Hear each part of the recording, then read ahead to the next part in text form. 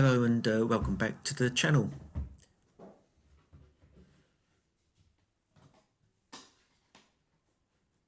Got some repairs and modification to do on a nice little home-built Shetland Skiff style boat here. It's large planking and oak frames, steam bent frames, and the construction is clinker. And it's got the little foredeck here, and it's got an aft deck, similar construction, and they're large tongue groove boards. Now the new owner of this boat wants these ends to be buoyancy chambers, and so we're sort of doing two jobs in one here.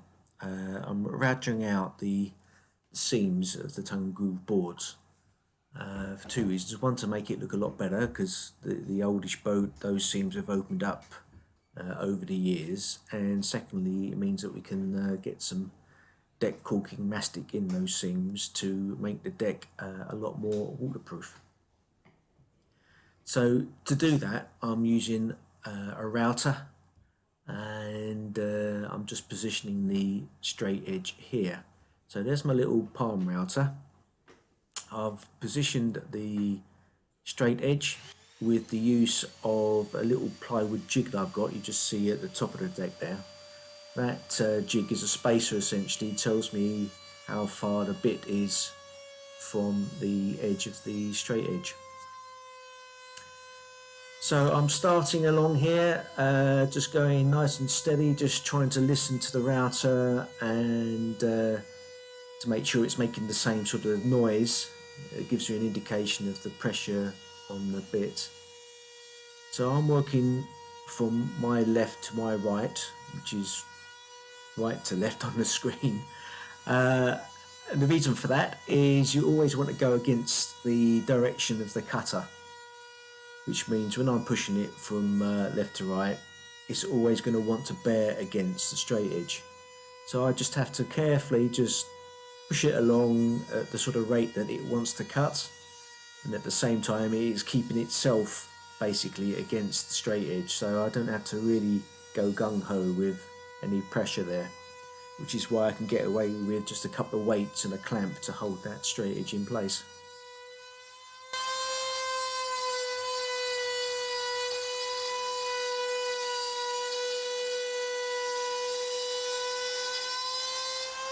So just coming to the end there, just being careful where to stop.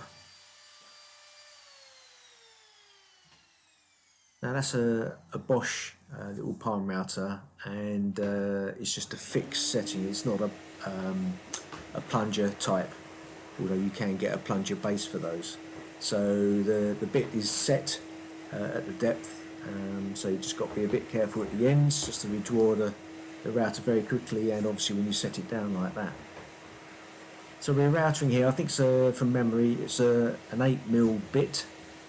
8mm bit, and we're probably down about 6mm or so in depth.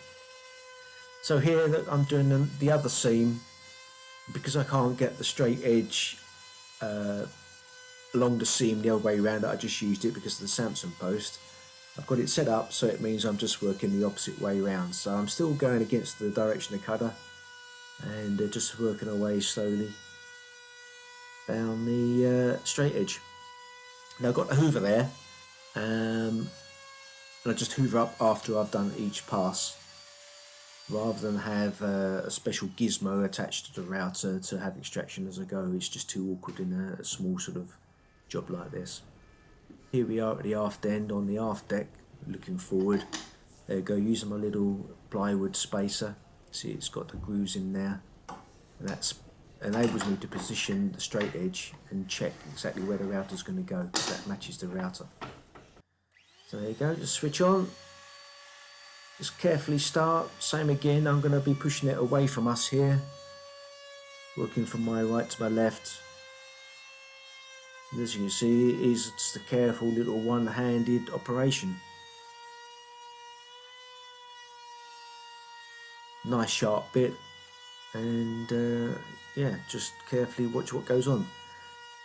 If I was going the opposite way, you run the risk of the router wanting to come out away from the fence and causing havoc, so don't ever do that. There you go, a quick speedy lift at the end, quick hoover and repeat.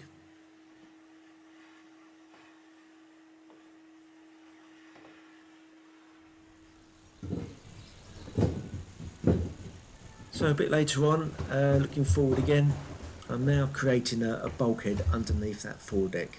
So we've already paid up the seams in the foredeck there and cut some holes for some inspection hatches, and I'm now just fitting some tongue groove boards that are machined up to the deck beam underneath and the frames as well. So you just see the frames to my right.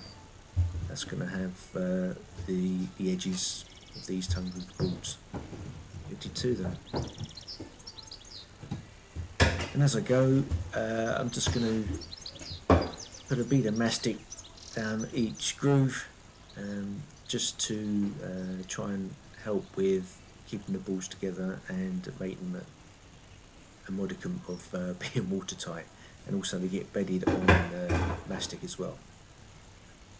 So this is the last one going in here. It's like a king plank, so to speak. You can just see the bulkhead in the murk underneath there. I've done both sides. They've come down to a space in the middle, and this is the last one getting fitted in.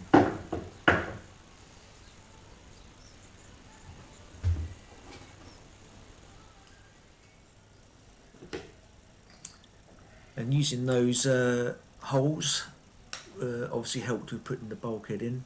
So now I'm just fitting these plastic inspection hatches and just going round there with a continuous bead of mastic.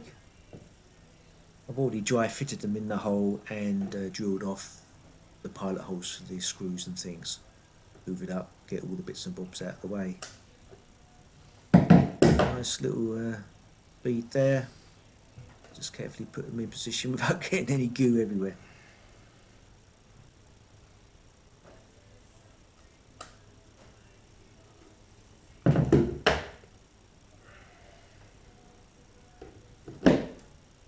So it's important to put a pilot hole in these fixings so you don't split the ends of the deck planks. Notice here I've left the lids in the frames while I just sort of carefully screw them on, so that it helps prevent distorting the frame. So that means those little twist hatches should hopefully work once you've screwed it all down.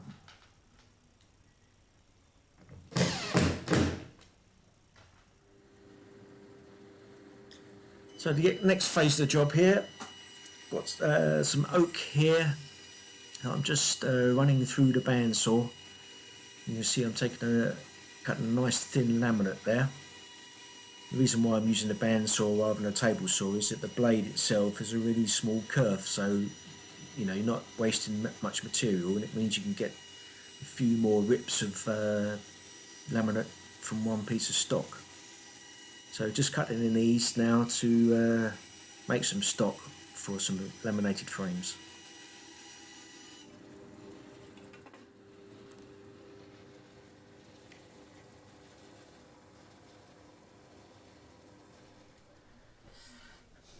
Quite a straightforward job then to cut these laminates to bend to do some little frame repairs. Just a bit of oak on the bandsaw there, set the fence up, just run it through. Obviously you need a reasonable blade and to have your blade set up so it's all running true, but that goes without saying. There's a sort of couple of trains of thought really about cutting laminates like these to bend out of solid timber like you saw there, rather than peeled, let's say, like plywood would be, in as much as they're just being sawn sort of through and through, as it were. So any discrepancies in this timber just gets mirrored in this laminate if I'm going to use these three together. And what I've done, these darker marks here, they're sort of dwell marks where I've sort of stopped or slowed up with the bandsaw, and it's a ever so slight burn mark. And obviously each side of the cut that shows, so it's a good way of keeping these together, sort of matched up, and get the orientation correct. So like that. So that's how that came off the saw, those three pieces. So if there's any short grain in this, then it's all going to be in the same place. So you could end for end this, or flip them over, or things like that. It depends on what timber you have and bend radius and all the rest of it. So but doing it this way, it means that any slight wobble in the saw or anything like that is mimicked with the other piece that's been cut. And so when you if I line these back up here now and then just squeeze that together, they basically make completely saw cut matches and everything. If there's a slight wobble, so where my thumb is there, that matches. Whereas as soon as you sort of end for end or something like that, you might then need to get into the realms of machining up your veneers, just pass them through the thicknesser and cleaning them up. And also, depending on the type of timber you're using and the glue and all the rest of it, you might want a slightly better joint than just two sawn faces being glued together. So you might actually want that planed. So what that then means is that the stock you're cutting your veneers from, every time you saw a piece off, so I've sawn that off there, you then need to go and run that over your jointer or planer to get that straight and true and a machined finish on there, so that when you then come along, that then goes along the fence in the bandsaw. When that then comes off, you've then just got one side that needs to be thicknessed. You've already got the planed face edge, if you like, on one side. It's quite a laborious thing to do, but you know, in sort of better joinery worlds and things like that, you would do that. You would saw it, replane that edge, saw it again, and so then each one of these pieces then would have a planed face. Because if you don't do that, as I've just explained here, it's very slight on here because it's you know, bandsaw's working correctly, but you could have quite a wobble in these veneers. If it's more open grain timber, the blade might follow the grain instead of cutting true. Now, you can't then just put that through a thicknesser, because what will happen is that the timber will just be thicknessed, but you know, following those sort of wobbles, let's call them that. So when you sight down there, you won't actually have a true straight piece of wood. It might be thicknessed and look lovely, but it might be dog-legged or whatever. So back to very basic joinery principles: face side, face edge, width and thickness. So you've got to plane up a true face side, then a face edge, and then you cut it to width, and then you thickness it. So yeah, but these are fine. Having said all that, I've just run them straight off the saw. They're sawn on both sides, both faces. This is going to allow me to bend these pieces and glue them, so they can bend and twist at the same time. So on that side there, I've taken out the old sort of rotten sister frames that are there. They used a million nails, and I think some sort of cheap pine. It's knackered and it's very unsightly, so while I'm about it, just make those up there. And coming round forward here, we got these two. So that one's just gonna go in there. Obviously you've got a massive split there, and I'd also just done this one here, but now sort of thinking about it, as it's so close to the mast depth, it's a good opportunity actually to make this a complete floor. Floor being a solid member like this that goes across the keel rather than a frame. So rather than just have a sort of squitty little half frame here, because there's a split right across in the frame there, I figured, well, I could just laminate a bit there and some more laminates on top to make a sort of double thickness laminate there. So yeah, laminates, well, you know, they are more involved. I mean, if I had the stock, the oak stock, say like a sort of 4x2 or 5x2 or something, it'd have been much quicker and easier just to cut that out of solid. But just using this sort of spare bit of plank as an example, that's 2.5 inches wide there, and you can see the sort of depth of timber that you would need and the thickness. most of which would become waste. And as you see, to get the curve up here, you know, that piece of timber is going to end up sort of 6 inches wide to get the full shape. And also, as you can see with the grain now on that straight piece of timber, as the curve of the boat comes up, this straight timber is just going to come into here, and so you just end up with short grain. So yeah, worthwhile if you can making a laminated piece, because you know, all the grain now is going to the curve that you want, and all the rest of it. But of course you need the sort of technology, as it were, in terms of machinery and saws and glue and conditions. You know, whereas a solid lump of wood you can just hack out with an axe and nail it in. So it's horses for courses really, and always a compromise with this sort of work. So I've got a sort of strong back between the two risers there. As you can see, I've got a clamp and a bit of wood there just to make up the difference in length, so I'm stressed about not finding the right length of timber. And so yeah, really good to go.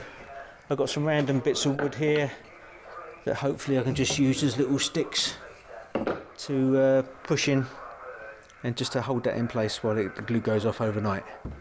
So that's what I'll end up doing, and then tomorrow we can have a big nail up and just nail up all these little pieces.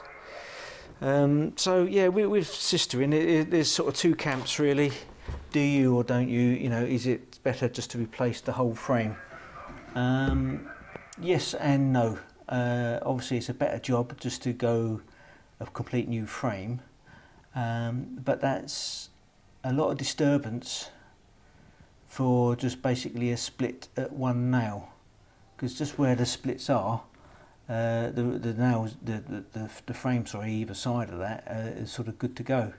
So I think on bigger, wider frames, you know, like a yacht or something, like a 30-foot yacht or something, where you might have, I don't know, 1 inch, 1/4 thick by say a couple of inches wide, it's worth, and I've done it in the past a number of times, to actually scarf in. See, these laminates that I've made in solid, you can make a proper scarf joint and scarf in the whole thing properly, nice long scarf glued in, nailed at each end and everything, and it's almost a sort of invisible repair.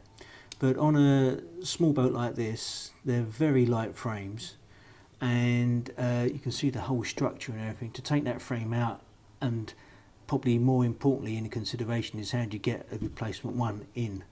And yeah, well, you can do it, it's been done. Depends on, I suppose, the quality of the job, and the budget really of the job, because obviously to steam framing you need steaming quality timber, nice straight grain, correctly cut, rift sawn cut, well, as opposed to quarter sawn, needs to be green, so it steams easily and bends nicely. So yeah, whereas, you know, laminate, I've got all the glue and everything in stock, and you've seen how I've done that earlier. So it's all a compromise, and a lot of that compromise is discussions with the owner and how they want their boat to be. So just like before, got my little glue station set up, paint all the surfaces, put it together, wedge it in.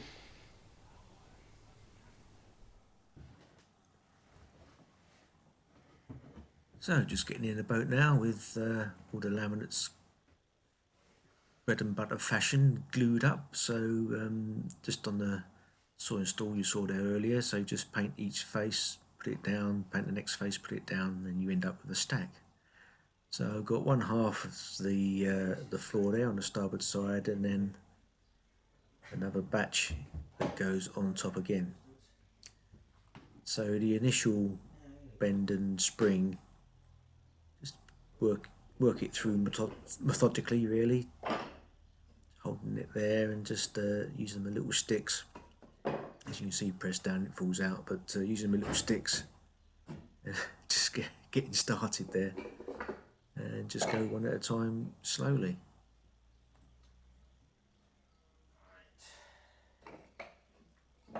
So all I'm looking to do really is just to compress those laminates just enough to get a decent squeeze out, nice consistent squeeze out of the glue, and the joints come together, because with those sticks and a few wedges it's quite easy to literally push the whole lot through the bottom of the boat if you're not careful. Clean everything, wipe it all down, any excess, that's it now, leave it overnight. This is the following day, epoxy's gone off, 24 hours later.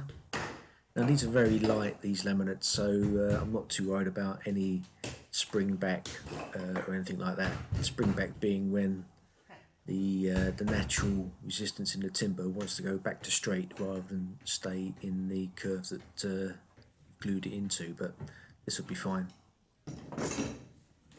Just undo the clamp there, that bulk of timber comes out, no problem, and hopefully the plastic will work its magic. I haven't glued it to the boat, because we're not actually gluing them in, just like the steam frames, they're just nailed in, not actually glued in any way, it's just the fastings holding it. So we'll do the same with these laminates. So that now mimics the shape of the interior of the planks. Clean that up, come and fit it. So by the power and the magic of video, here we are, an hour or so later. We've just run those through the planer thicknesser to get them all the right width, and cleaned and sanded them all to look very tidy.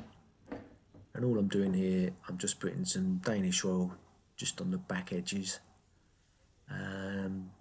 just as a sort of a preventer, if you like, for longevity. Just because I can, really, but if you can imagine, if you were steaming your frames in, they come straight out of the steamer and straight in the boat, there's nothing in behind them at all.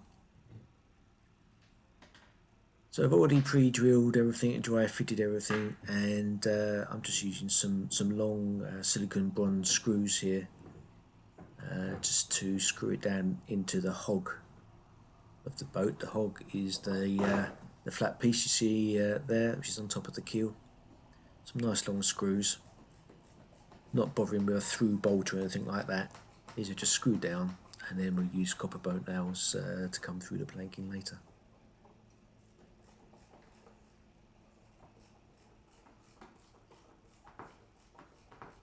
So I'm using the good old ratchet screwdriver, mainly because the silicone bronze screws have a flat bit rather than a posi driver or anything like that. So and you get a lot better feel with a screwdriver like that, so you don't over tighten them and snap the heads off or anything like that. So just be careful. I'm using a bit of candle wax there just to rub on the threads, just helps them to drive in.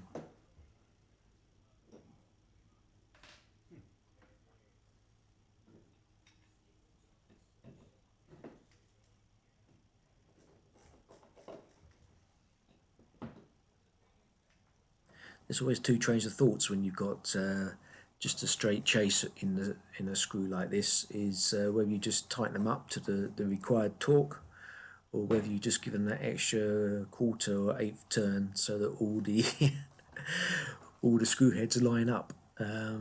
Yeah, it's one of those, isn't it? Because from an engineering point of view, if you make them all line up nice and straight so they look great, they're actually all different torque settings, aren't they?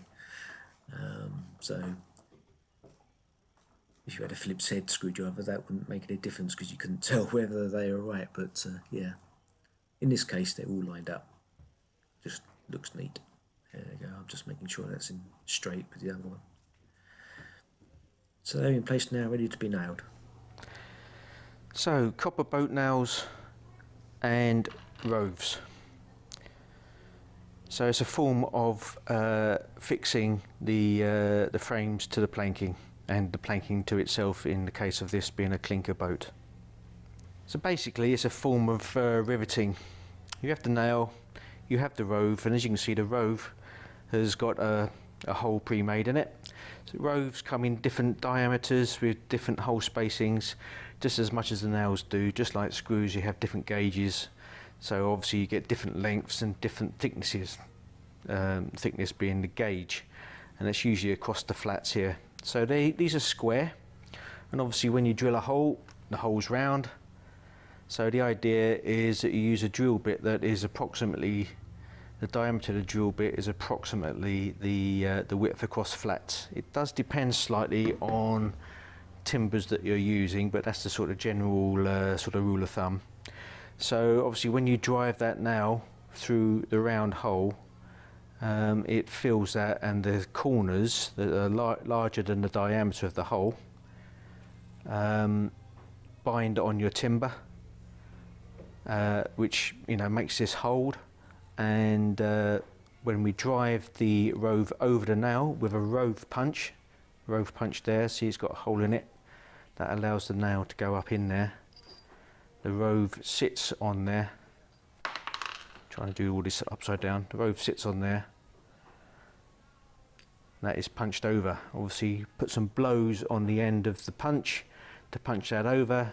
You have to stop the nail from coming back out the hole, so we use what we call a dolly, which is a weight which backs up the head of the nail like so. So quite often it's a two-man operation, or two women, or two-person.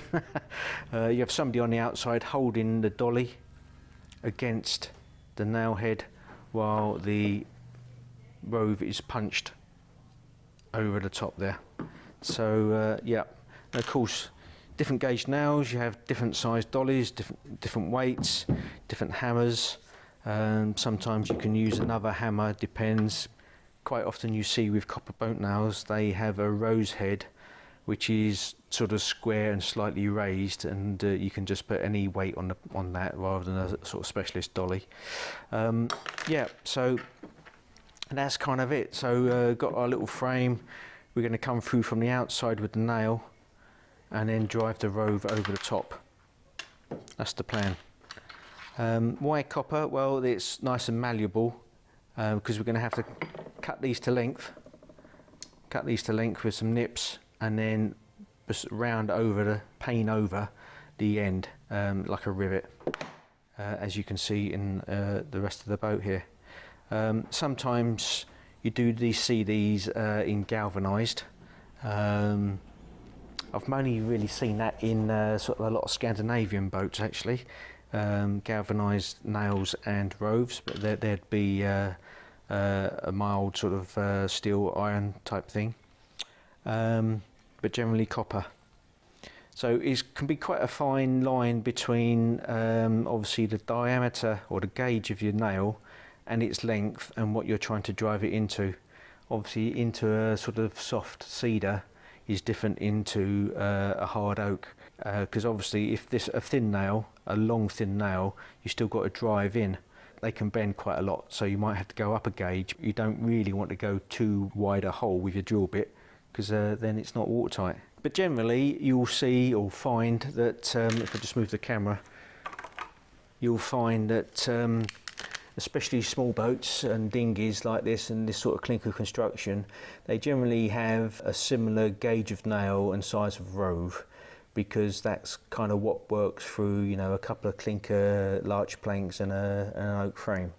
It's all been worked out before, and so it all kind of makes sense. There's no point going any larger in nail size or any narrower in nail gauge, so just kind of replace like we like. So I've already got the nail in the hole on the plank on the outside. I'm using the dolly just as a backing weight to help drive the nail. And I'm just tapping away with the hammer until I see the point of the nail poking through there. Then I'm just going to put a rove on the point, and then I've got a weighted rove punch. So that means I can drive the nail from the outside, and at the same time the rove punch is holding the rove in place, as you can see, and that's all held together now. Come over with the nips, cut the excess off, and then the dolly on the outside and the ball peen hammer there, with the ball part of the hammer just tapping away, turning the end of the nail round over onto the rove, and that's all clamping all that up together nice and tight, making sure I'm backing up now with the dolly. And I just flipped the hammer over there, so just using the flat face now, just to flatten the head on that a little bit, just so there's no sharp edges. Right, just finishing up now, just giving everything a last coat of Danish oil. So the little bulkheads there cleaned off, sanded back, and the temporary screws replaced and plugged over. The little sister frames in there are in, a bit of oil on those. Just a bit of oil really to seal everything, because the client was going to refinish the whole boat again. There's a mixture of varnishes on here, and it's all starting to flake off a bit, so about time it's had a good scrape back and a revarnish, so not doing too much on the finish. So there's those two frames there, and the little bulkhead, forward bulkhead. Deck all routed out, paid up, and some inspection hatches. Great, another job jobbed.